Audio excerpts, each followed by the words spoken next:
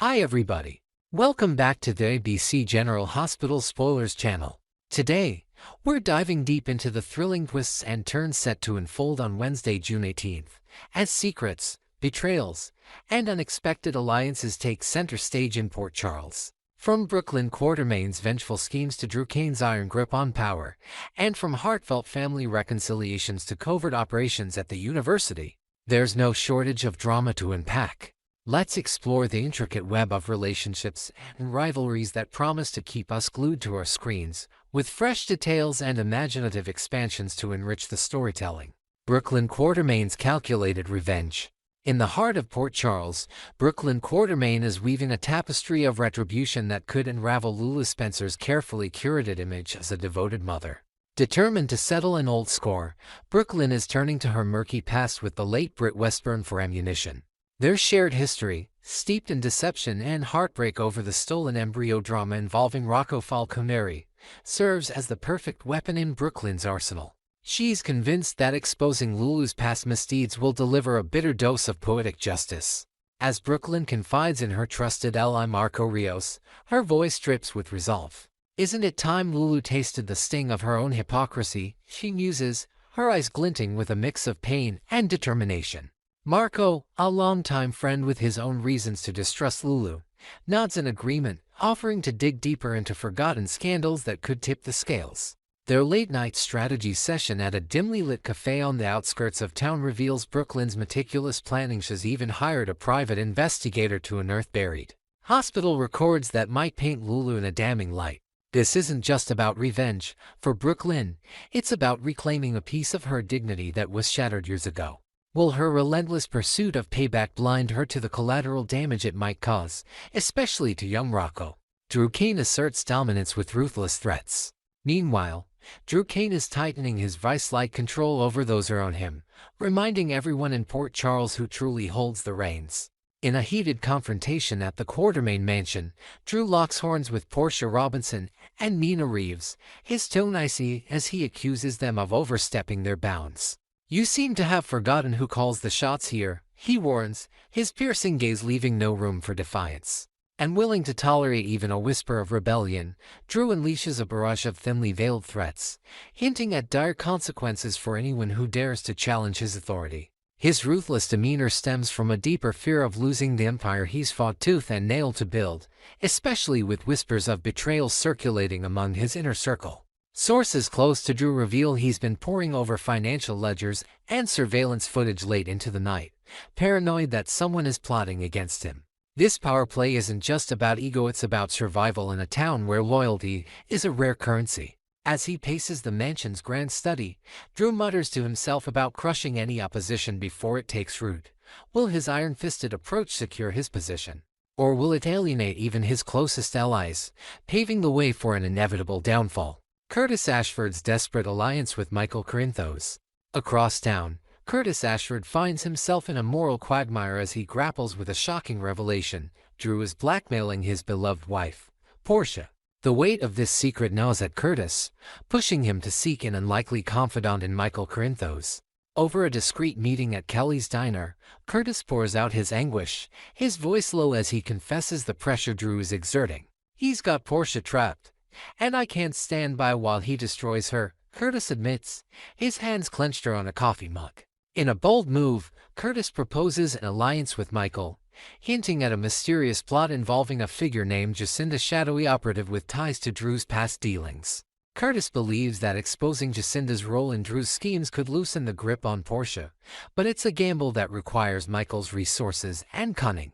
Michael, intrigued yet cautious, weighs the risks of aligning with Curtis against the potential to dismantle Drew's power.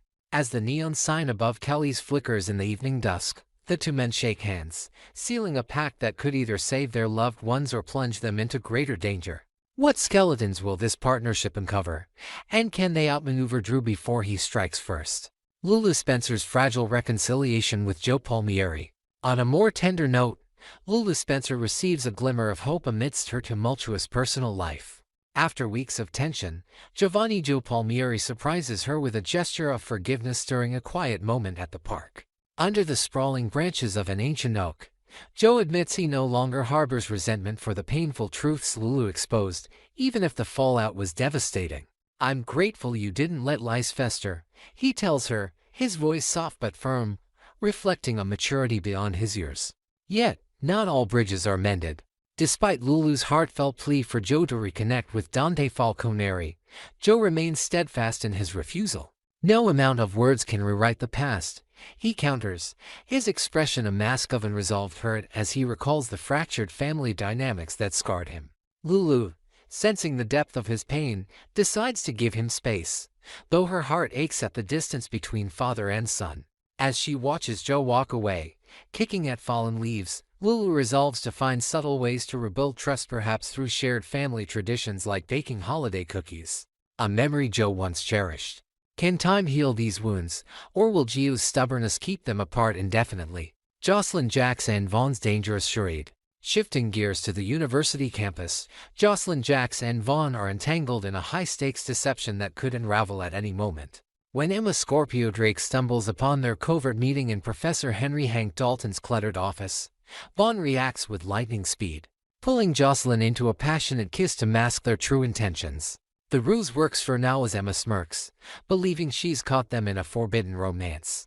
Josslyn, playing her part with a convincing flush of embarrassment, urges Emma to keep their secret under wraps, knowing full well the real mission is far more perilous.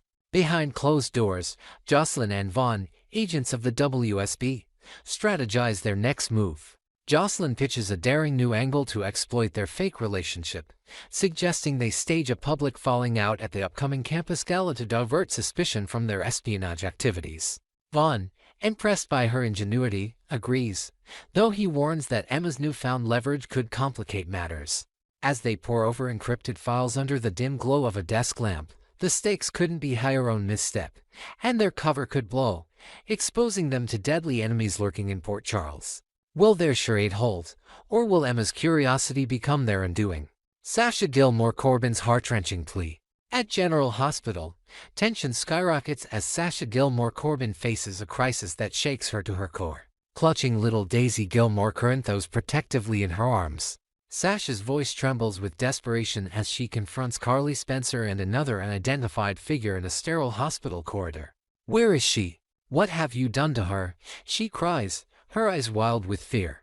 While Daisy is safe, insiders suggest Sasha's panic centers on Willow Tate, whose spiraling mental health crisis has reached a breaking point. Sasha demands answers, her protective instincts flaring as she recalls Willow's recent erratic behavior, missed appointments, cryptic phone calls, and tearful confessions of feeling overwhelmed. Hospital staff whisper that Willow may have been admitted for emergency psychiatric care after a public meltdown, though no official word has been released. Carly, torn between shielding Sasha and revealing the grim truth, struggles to find comforting words. As Sasha paces the waiting room, her mind races with worst-case scenarios, vowing to stand by Willow no matter the cost. Will Sasha uncover the full extent of Willow's struggles, and can she help her friend navigate this dark chapter? Sonny Corinthos faces mounting threats. Finally, Sonny Corinthos takes a moment to check on his son Dante amidst the chaos surrounding Gio's fractured family ties. Meeting at a quiet waterfront spot, their conversation quickly shifts from Gio's turmoil to Sonny's own precarious situation. Dante, ever the concerned son, probes for updates on the enigmatic enemy targeting his father, a shadowy figure whose motives remain cloaked in mystery. "Any leads on who's coming for you, Dad?" Dante asks, his brow furrowed with worry. Sonny, projecting an air of unshakable confidence, brushes off the concern with a gruff assurance. "I've got it handled, kid. Always do," he says, though the tightness in his jaw betrays his unease. Unbeknownst to Dante, Sonny has doubled his security detail and enlisted an old underworld contact to trace the threat, fearing it ties to a decades-old vendetta. As the sun sets over the harbor, casting long shadows across their faces, Dante can't shake the feeling that his father is walking into a trap. With danger closing in, can Sonny truly stay one step ahead, or will this unseen adversary strike when he least expects it? Next, we're delving into the heart-wrenching drama surrounding Willow Tate and the swirling speculation about her future in Port Charles. With a custody battle that has shattered relationships, shocking revelations about secret babies, and Willow's spiraling emotional state, fans are on edge wondering if this beloved character might be exiting the show. Let's unpack the tumultuous events, explore potential dark turns for Willow, and discuss the buzzing casting news that has the GH community abuzz, all while adding fresh layers and imaginative details to this gripping storyline. Willow Tate's custody heartbreak and emotional collapse. In a devastating turn of events, Willow Tate, portrayed by the talented Caitlin McMullen, has lost full custody of her son, Wiley Quartermain Corinthos, to Michael Corinthos in a courtroom showdown that left viewers reeling. The judge's decision was a brutal blow, with Michael being granted sole custody after a trial that exposed raw, painful truths about their fractured relationship. Willow's past infidelity with Michael's uncle, Drew Quartermain, was laid bare, casting a shadow over her credibility as a mother. The courtroom, a cold and imposing space with its dark wooden benches and echoing gavel strikes, became the stage for Willow's public humiliation as the judge narrowly stopped short of branding her an unfit parent. The aftermath was even more harrowing. Overwhelmed by grief and shame, Willow collapsed in a faint right outside the courthouse, her body crumpling onto the stone steps under the weight of her despair. Bystanders rushed to her aid as an ambulance siren pierced the air, whisking her to General Hospital. There, in a sterile white room under flickering fluorescent lights, Willow woke to the news that a psychiatric evaluation awaited her. Nurses whispered in hushed tones about her fragile state, noting how her hands trembled uncontrollably as she clutched a tissue, tears streaming down her pale face. This severe reaction has ignited concern among fans, with many questioning whether Willow can recover from such a profound loss or if this marks the beginning of her exit from Port Charles. Could this hospital stay be the prelude to a much darker chapter in her story? A shocking secret baby and delivery drama. Adding another layer of complexity to this saga is the explosive revelation that emerged during the custody trial. Sasha Gilmore, a key witness, dropped the bombshell while on the stand. She and Michael had a one-night stand amidst the chaos of his fallout with Willow, resulting in a pregnancy. To protect Sasha and the child from scandal, the ever-loyal Jason Morgan stepped in, posing as the father in a selfless act of friendship. However, the truth unraveled last week in a moment of raw vulnerability as Sasha, under oath in the packed courtroom, admitted the baby was Michael's. The gasp from the gallery was palpable, and Willow's face froze in a mask of betrayal and anguish as the words sank in. The drama escalated when Sasha, overcome by the stress of testifying, suddenly went into labor right after stepping down from the witness stand.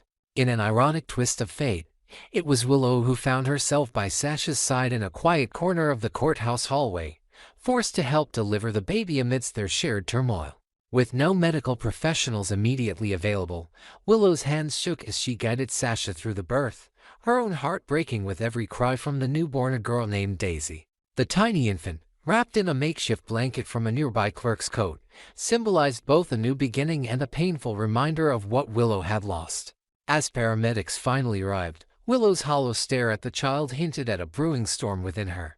Does this intimate, bittersweet moment signal a path to reconciliation, or will it push Willow toward a dangerous breaking point? Willow's potential descent into darkness, kidnapping plot. Given Willow's deteriorating mental state, fans are buzzing with a chilling theory. Could she, in a moment of desperation, attempt to steal Michael and Sasha's baby, Daisy, believing the child to be a replacement for Wiley? In the quiet, dimly lit corridors of General Hospital, where Willow now spends her days under observation, her whispered mutterings about making things right have caught the attention of concerned staff. One orderly noted how Willow obsessively sketches pictures of a baby in her hospital-issued notebook, her eyes distant as if lost in a fantasy where she's reunited with her family. This instability paints a worrying picture of a woman on the brink, grappling with delusions that could lead her to commit an unthinkable act. If Willow were to act on such impulses, kidnapping Daisy from her nursery late at night, perhaps sneaking past sleeping guards with a stolen key card, the consequences would be catastrophic. She might envision herself as a savior, cradling Daisy under the moonlight as she flees to a secluded cabin on the outskirts of Port Charles, a place she once visited with Michael during happier times. However, such a drastic move would likely result in her arrest and a one-way ticket to either prison or Ferncliff, the notorious psychiatric facility. This would effectively write Willow off the canvas, at least for the foreseeable future, as she'd be confined far from the daily dramas of Port Charles. Fans are left to ponder, is this the tragic endgame for Willow, or can someone intervene before she crosses an irredeemable line? Caitlin McMullen's future on General Hospital. The burning question on every GH fan's mind is whether Caitlin McMullen, who debuted as Willow in 2018, is preparing to leave the show. Her character's current arc, fraught with emotional turmoil and potential for a dramatic exit via institutionalization or incarceration, has fueled rampant speculation. McMullen's portrayal of Willow from a quiet, nurturing figure to a woman teetering on the edge has been a cornerstone of recent storylines, making her possible departure a significant loss for the series. Rumors swirl that the show's writers might be crafting an off-screen resolution, perhaps sending Willow to a distant rehabilitation center under the guise of healing, a common trope to temporarily remove characters without closing the door on their return. Compounding these whispers are the recent casting shakeups at ABC General Hospital. The hiring of One Life to Live veteran Erika Slezak, known for her powerhouse performances, suggests the introduction of a new matriarchal figure who could fill a void left by a departing character like Willow. Similarly, the return of Kelly Thibault as Britt Westburn, a fan favorite with a knack for stirring up trouble, hints at fresh rivalries and romantic entanglements that might shift focus from Willow's saga. During a recent fan event at a local Port Charles-themed cafe, attendees speculated that Slezak might play a long-lost relative who comes to town with secrets tied to Willow's past, potentially offering redemption or further conflict. As for Thibault's return, her character's history with betrayal could intersect with Willow's story, either as an antagonist or an unlikely ally. Will these new and returning faces overshadow Willow, or could they be the key to reintegrating her into the heart of Port Charles? Willow's possible dark turn or redemption path.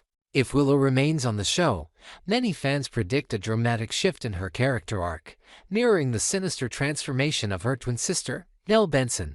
Nell's legacy of manipulation and malice looms large, and Willow's recent trauma could awaken a dormant darkness within her. Picture Willow, released from the hospital but hardened by loss, plotting subtle revenge against Michael and Sasha from the shadows of Port Charles. She might start by ingratiating herself with Daisy's caregivers, volunteering at the hospital nursery with a false smile while secretly gathering information to undermine her ex. This slow descent into villainy, perhaps forging documents or spreading vicious rumors, will offer a stark contrast to her once pure persona, thrilling fans with a complex anti-hero turn. Alternatively, Willow's story could take a redemptive route. Imagine her finding solace in a support group at General Hospital, where she bonds with other struggling mothers under the guidance of a compassionate counselor. A new character introduced to anchor her recovery. Through tearful confessions shared over coffee in the hospital cafeteria, Willow might confront her pain and rebuild her sense of self, eventually earning supervised visitation with Wiley. Community outreach programs, like organizing a charity event for children in need, could showcase her healing, allowing her to reconnect with Michael on neutral ground, perhaps under the twinkling lights of a holiday fundraiser at the Metro Court.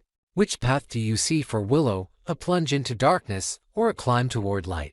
And how do you feel about the casting news of Erika Slezak and Kelly Thibault's return shaping the future of GH? Next, we're diving into the sizzling rumors and jaw-dropping possibilities of a couple swap that could shake up the romantic landscape of Port Charles. Whispers are circulating about the potential reunion of Curtis Ashford and Jordan Ashford, while a surprising connection might blossom between Isaiah Gannon and Portia Robinson. With undercover missions, hidden resentments, and unexpected confidences, the stage is set for dramatic shifts in relationships. Join us as we explore these tangled dynamics with fresh details and imaginative twists, forecasting the emotional storms brewing on the horizon for July sweeps. Jordan Ashford's dangerous undercover mission.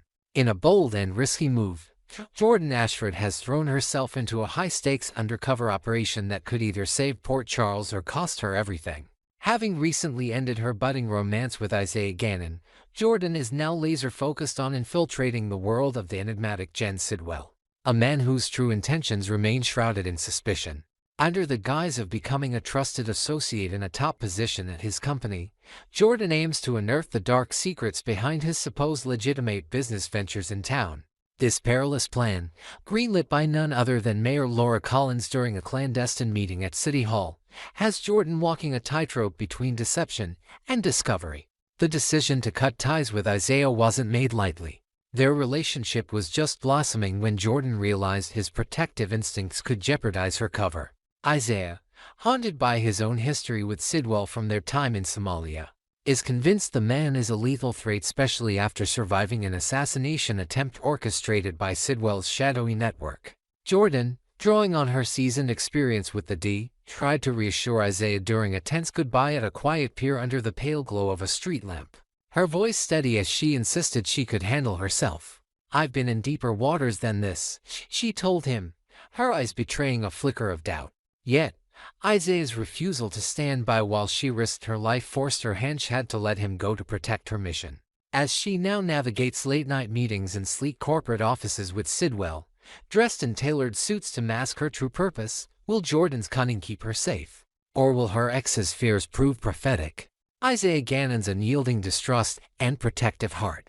Isaiah Gannon, still reeling from the abrupt end of his relationship with Jordan, remains a man tormented by his past encounters with Jen Sidwell. Having crossed paths with the dangerous figure in Somalia, Isaiah carries scars both physical and emotional from their deadly history. He vividly recalls the chilling moment when Sidwell's operatives ambushed him under a scorching desert sun, leaving him for dead until a local villager's mercy saved his life.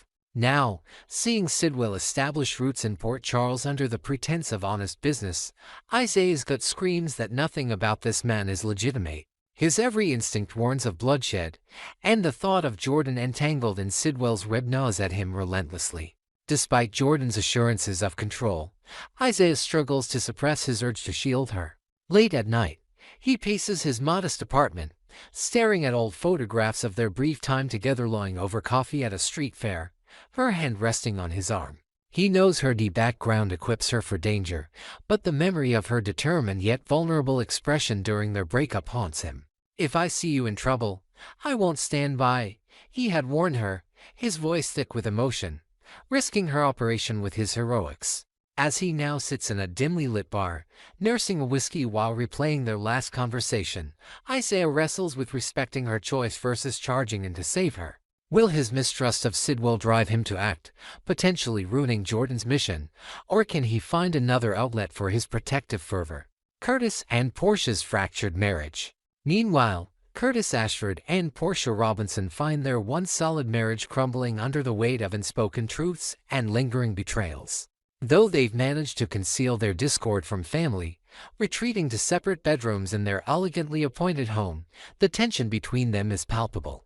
Curtis, a man who values transparency above all, is deeply wounded by Portia's recent secrecy regarding Cain's blackmail. The revelation that she withheld such a critical detail and worse, advised him against publishing a scathing article exposing Drew feels like a personal betrayal. Their arguments, often conducted in hushed tones behind closed doors to spare their daughter Trina any distress, echo with Curtis's frustration. "How can I trust you when you keep me in the dark?" This isn't the first time secrets have eroded their bond. Curtis still stings from the long-buried truth about Trina's paternity, a product of Portia's affair during her marriage to Marcus Taggart. Even though their divorce was finalized years ago, Curtis can't shake the feeling that Portia always knew Trina was his and chose silence over honesty. Now, as Portia offers half-truths about other murky matters perhaps tied to hospital dealings or Drew's influence, Curtis feels history repeating itself. During a late-night confrontation in their kitchen, with the moonlight streaming through the window, Curtis slams a mug on the counter. His voice raw, "I thought we were past this game of hide-and-seek." As Portia turns away, her eyes brimming with tears, their rift seems wider than ever. Can they rebuild the trust that's slipping through their fingers, or is their marriage doomed to become a relic of happier times? Curtis finds solace in Jordan's familiar comfort. In his isolation, Curtis has turned to an unexpected source of solace, his ex-wife, Jordan Ashford. Despite their own history of divorce over her secretive nature during her days as a cop while he was a civilian, there's a bittersweet familiarity in their renewed conversations. They've been meeting discreetly at a cozy diner on the edge of Port Charles, away from prying eyes, where the jukebox plays old soul tunes that remind them of their shared past. Curtis pours out his frustrations about Portia's reticence, his hands gesturing animatedly over a plate of untouched fries, while Jordan listens with a quiet empathy only an ex-partner could offer. "I thought I'd learned to spot the signs of secrets," he admits, his voice heavy with regret. Jordan, burdened by her own covert struggles, finds a strange comfort in Curtis's presence, a reminder of a time when life was less complicated, even if their marriage wasn't perfect. She shares vague hints of her stress, careful not to reveal her undercover work, while Curtis senses there's more beneath her guarded words. Their late evening talks, often stretching past midnight under the diner's flickering neon sign, spark a flicker of nostalgia. Could these moments of vulnerability reignite a connection they thought was long buried, or are they simply two wounded souls seeking temporary refuge in the past? As Curtis lingers over a final coffee, watching Jordan smile faintly at an old memory, the possibility of reconciliation feels tantalizingly close. Isaiah and Portia's budding connection amidst turmoil. Across town, Isaiah Gannon has found himself drawn into Portia Robinson's orbit, offering a shoulder to lean on during her professional and personal storms. As co-workers at General Hospital, their paths often cross in the bustling corridors, but it was a moment of raw frustration that deepened their bond. One late afternoon, Isaiah witnessed Portia in her office, her composure cracking as she swept papers off her desk in a rare outburst, her face a mask of exasperation. Stepping in with a gentle knock, Isaiah offered a quiet, "Rough day," his tone free of judgment, only concern. That small act of kindness opened a door for Portia to vent about the pressures piling up, from hospital politics to the silent war at home with Curtis, though she keeps the specifics vague. Isaiah, still nursing his own heartbreak over Jordan, finds a kindred spirit in Portia's struggle to balance duty and emotion. Their conversations evolve from casual check-ins to deeper exchanges over coffee in the hospital cafeteria, where the clatter of trays masks their personal revelations. Isaiah shares stories of his own resilience after Somalia, hinting at battles fought far from Port Charles, while Portia admits to feeling like she's losing her footing in every aspect of life. One evening, as they linger outside the hospital under a starlit sky, Isaiah places a reassuring hand on her arm, a gesture that lingers a beat too long. Could this supportive camaraderie blossom into something more, or will their respective heartaches keep them tethered to platonic boundaries? Rumors of a couple swap heat up for July sweeps.